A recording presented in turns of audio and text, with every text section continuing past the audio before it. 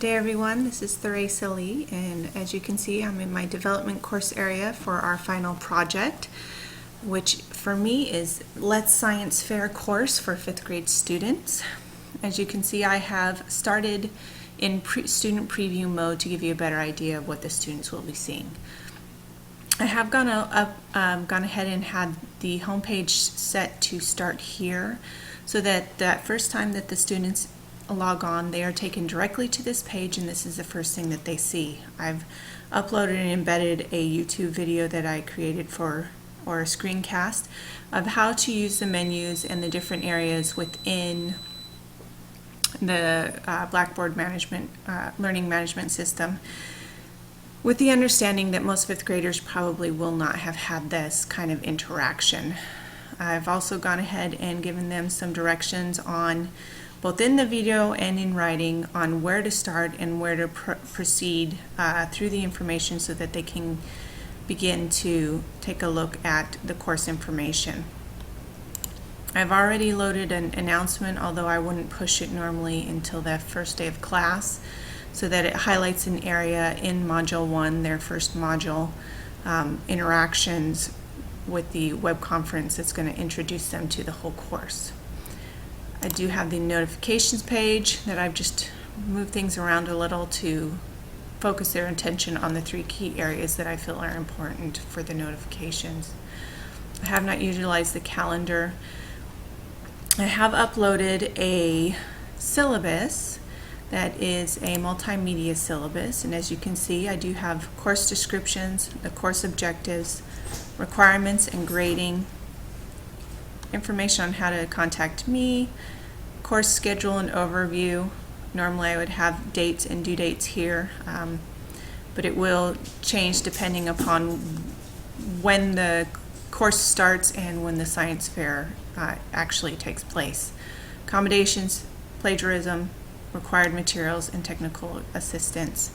If you notice, I have a bunch of pictures in here. These are actual students and their science fair projects.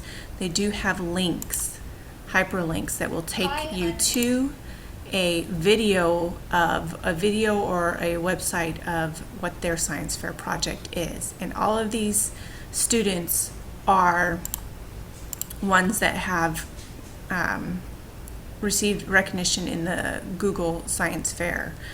So they've received global recognition for their science fair project.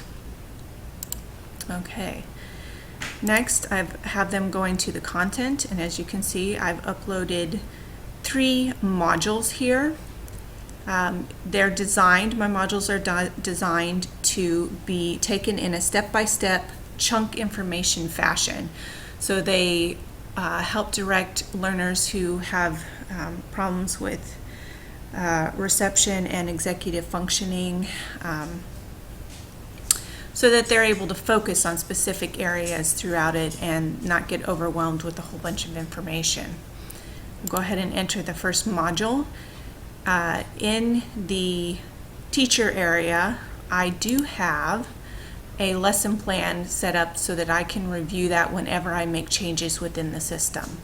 So I do have that available, but I have not made that available to my students. I do have the objectives for the lessons listed so that the students know what they should be able to do, their learner outcomes by the end of it, and I have told them which course objectives they match and what their standards match as well. Again, the first module, first entry, first activity in the module is a web conference, and that will be an area where I plan with the students to be able to interact with each other, get started really getting into what they need to be doing to build their proposal, how to find a topic through using their interests. I plan on using polling and questions within that, and a short breakout period for the students to be able to interact with each other. The idea being that I want them to be able to get over that initial hump of trying to make decisions. So we'll be supporting it in that way. It also provides the tactile learners and the audiovisual learners with an opportunity to interact more in their learning style. I do have the Science Fair project package that I created for this course, and it does have a lot of information that will help direct them how to complete their science fair project. I compiled it from a bunch of different packets that I found online, so it's fairly reasonable or accurate for how a project package might look when they received it from the school. I have a few websites here. They are just reading websites, although they do have some interactive elements, such as this one has a semantic map that they can look at to help direct their attention. Additional materials if they feel that they need it, more readings or interaction to learn the information. The quizzes are designed to help focus the students on the important information from the readings, the videos that they're going to be doing, and they are graded, but they're a forced completion grade. You can keep taking them until you get full credit for them, so that the student is able to really determine what the key elements are of each area. Journal entries. This is where I'm going to be utilizing, identifying my students that need different areas of help, whether they're having problems with comprehension, whether they're an English language learner, whether they might be a gifted student. Hopefully that, since this is a blended classroom, I will already have an idea of who those students are, but this will help me key them in through their journal entries, the questions that they ask, their thoughts, things like that. It is not graded. It is really just an area for me to interact one-on-one with the student. The module discussion forums.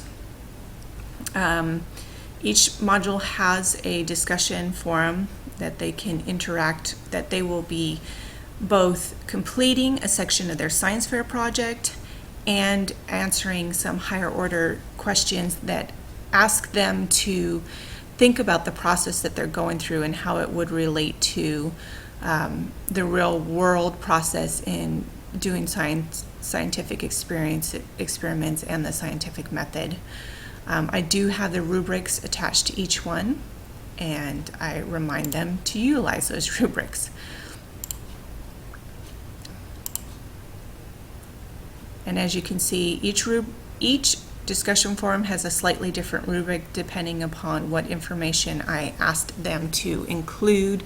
That was their higher order thinking, but they do require quality citations and peer responses.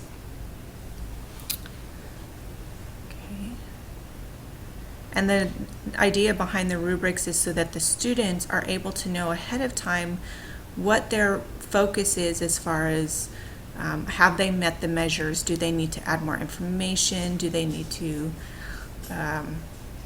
perhaps study some more? And basically they get to determine whether or not they are happy with what they could potentially get for their grade. Okay. Back to the content area.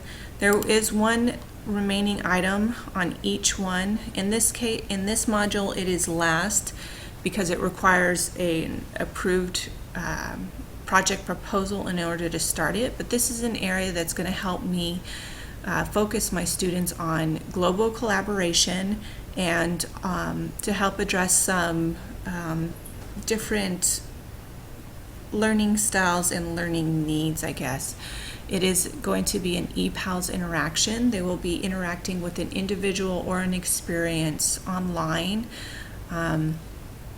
And for instance, if I have an English language learner, I can pair that student up with someone who has the same native language so that they can discuss science in their home language, whereas within the course it's mainly going to be in English.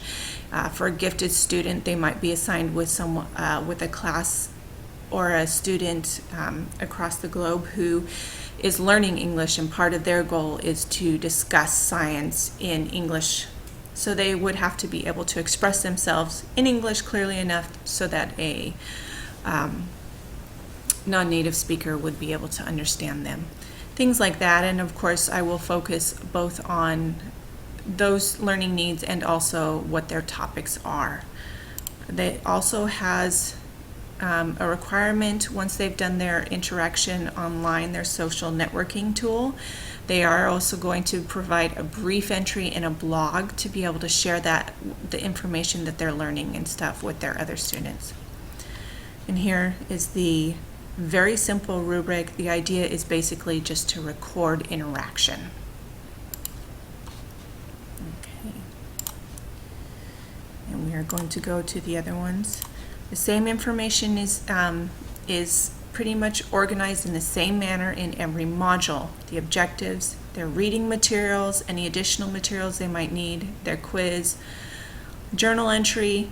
In this case, the EPAL now starts coming before the discussion forum because I want them to have that interaction before they start to do the collaboration with their peers in their discussion forum. These two are videos. I'm just going to click on one. Again, this will help focus on your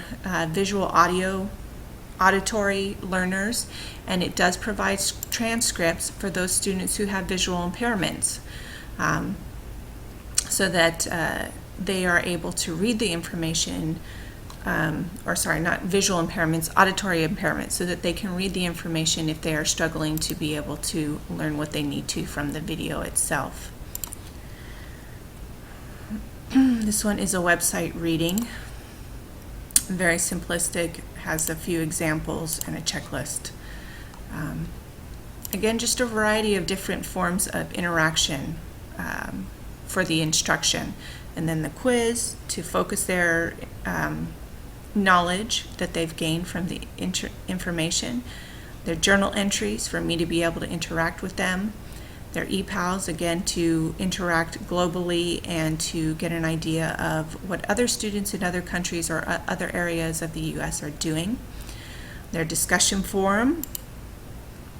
There are the requirements within the grading information to interact with their peers. This is the idea is to try and get not only for them to consider science and the scientific method within their own project, but within the project of their peers as well. Back to content. And Module 7, objectives, their readings again. In this one, I've added 2 activities as videos. The idea being that I want them to realize that this information is going to actually help them create their discussion forum presentation. These are actual website readings. This one is a tutorial for Screencast-O-Matic. If we go to it, it does have the capabilities for closed captioning. This one's kind of accurate, the other one is not. So the information here for Screencast-O-Matic, they're able to actually visually follow the step-by-step procedures. For these readings will actually serve the video that you see of students in Austin who have been recorded doing their science fair presentations. Again, the quiz to focus their understanding, make sure they know what they know. Their EPALS entries, journal entries to help them provide me with the opportunity for one-on-one feedback with them and to address any learning concerns as well. Discussion forum. This one is an actual presentation where they'll be using Screencast-O-Matic to record their presentation.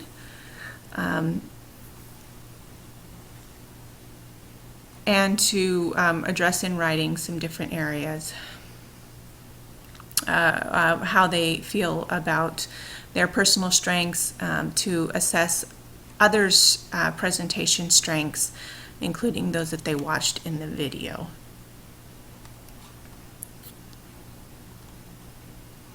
And that is all that I have for now. Thank you.